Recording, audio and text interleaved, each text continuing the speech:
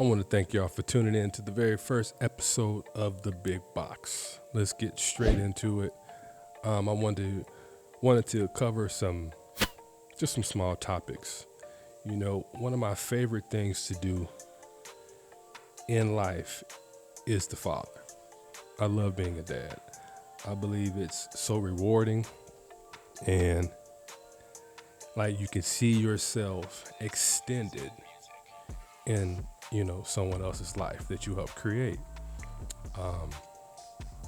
I have not always been the best dad. No one is the best dad, right? So you could make bad decisions, good decisions, or whatever have you.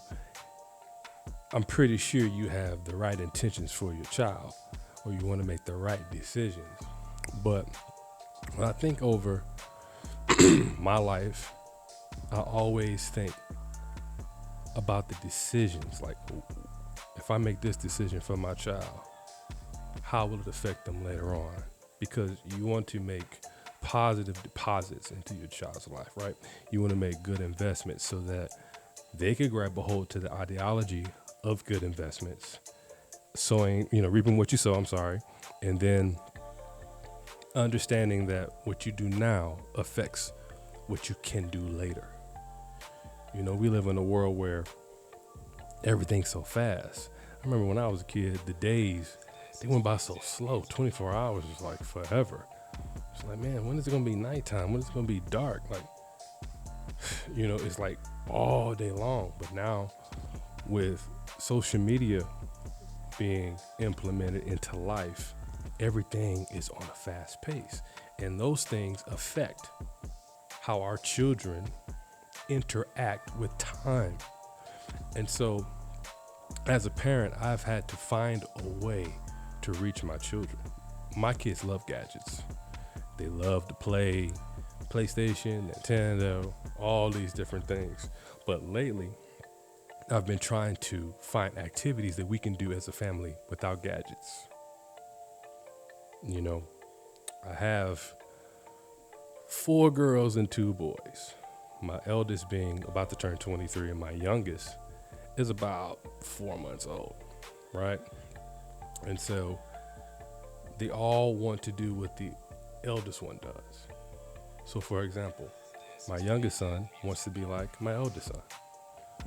My youngest daughter wants to be like my eldest daughter, and it just keeps going. So I tell my oldest children, it's like, listen, you have to be a better example because they're watching you. Like my son Izzy, he's real big on wanting to be like his older brother Elisha. So I had a conversation with Elisha the other day. Say, hey man, you got to make sure whatever decisions you make in front of Izzy count, because he wants to be just like you. If he sees you playing video games all day, he's gonna do the same. If he sees you throw a rock, he's gonna want to throw a bigger rock because he wants to be like you. And Izzy told me, I love Elisha, I just want to be just like him. And it struck me as like, man, we have to be better examples because we don't have that much time with our children in a day. The school has them. If they have after school activities, they're there, they're doing that. So they have other influences in their life, plus the gadgets. So like I said, I've been trying to implement different things that we could do that doesn't involve a gadget. For instance, there is an old school movie theater here in our city that doesn't have the recliner chairs. It just reminds me of a movie theater that I used to sneak into as a kid. And I took my children to see a few movies at this movie theater. And they were like, whoa, this is really different. They were so intrigued by the building, the seats, and now it's like our favorite place to go. Not only that, we go to the park. I have tons of conversations with my children about different and various topics that's happening in the world, and just to get their take. How do you feel about this? How do you feel about that? What's this? What's that? Let's take a break from the Nintendo or take a break from the iPad. I've noticed that a lot of parents use gadgets to babysit their children. It's like, it's so dangerous because now on gadgets, they've implemented these things called ads, ADS. So while your child is playing a video game, an ad may pop up. And I noticed when my son was playing on his computer, a vulgar ad popped up. And I noticed that it didn't even bother him. He was just like, oh, that's normal. Click it off. I'm like, okay. He's desensitized. Like, he's seen that before. It's nothing new. And I was like, okay, maybe I'm not doing a good job. Maybe I need to watch closely, like closer to what he's watching. What is he seeing on a daily? There are messages, hidden messages, and agendas, even in video games, that if we don't guard our children's eyes, somebody else will be raising your child, and you'll be looking up like, what happened? When did this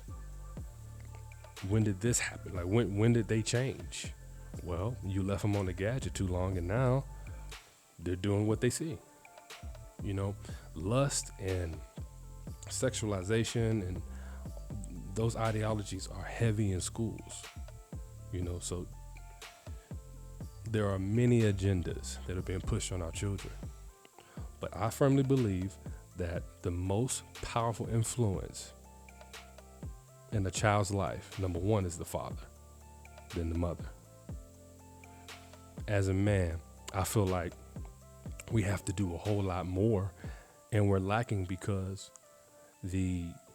those who have an agenda have revved up their attack, and we're kind of like stuck in yesteryear of like doing the same things. Even spanking a child, kids got more spankings back then. Now it's like, you were going to talk to them. Let's have a conversation about what you've done. And it's kind of like, okay, we can have a conversation, but is it going to make a positive impact in that child's life?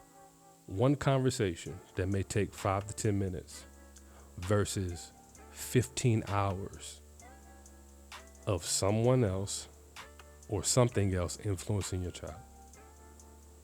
We have to find ways to be the most powerful influence in our children's lives, because right now, from what I'm seeing, we're losing. I don't want a man dressed in a dress teaching my child. I just don't want that. That's me personally. I don't know about anybody else, but that's not gonna happen for me.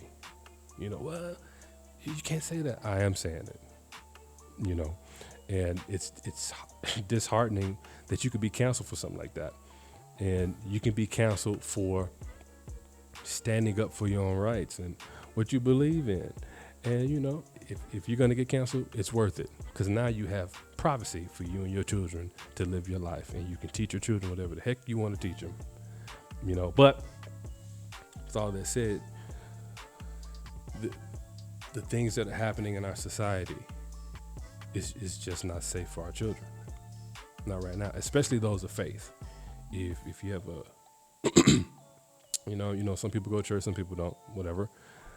But, I'm a believer, and I believe that children should be exposed to certain things, and some things they should wait to be exposed to those things. Like, okay, like for instance, in Las Vegas, you can't drink until you're 21. Some people sneak and do it beforehand. But that rule is set in place for a reason, because at 21, you're supposed to have more wisdom, better reasoning. You should know how to drink responsibly. Someone under the age of 21 may not know how to handle something like that. It's just one example. But, now it's like, you can sneak and do almost anything you want to do without any consequence. But the world is just kind of going haywire. It's like, let's teach them this. Let's show them this. Let's show them that. Let's put this in a book. And this is going to get our agenda across. And then, like I said, your child comes home and there's someone else. You gave birth to a child, named that child, clothed that child. The child gets a little older, runs into this thing called peer pressure. Somebody else influencing them, and then when they come home, you're like, wow, who's this person? I don't know who it is. And so I said all that to say, if you have children, I challenge you to take away the gadgets. Do it once a week. Do it on the weekend. But it should not be a babysitter for your children, because there are hidden messages in those gadgets. Well, that's it for the first episode of The Big Box. Take care of your kids. I'll see you on the next episode.